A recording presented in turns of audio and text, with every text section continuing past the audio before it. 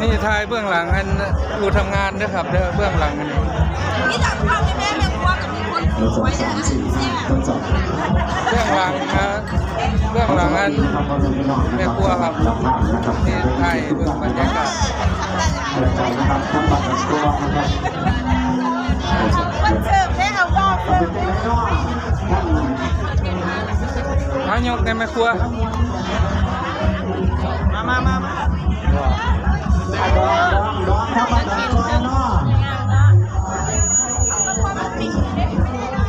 บรรยากาศแม่ครัวเด้อพี่น้องเด้อนี่พ่อใหญ่นนาถ่ายเบื้องหลังเบื้องหลังอันนี้เบื้องหลังแ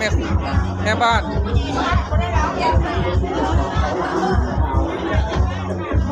วิถีชีวิตบ้านเฮาครับพี่น้อง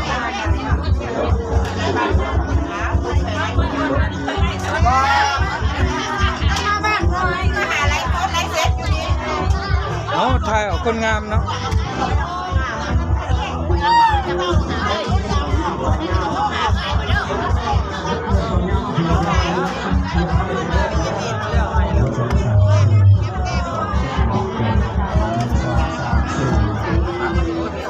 แม่ครัวกับมีตะพุงงามๆเด้อพี่น้องเด้อ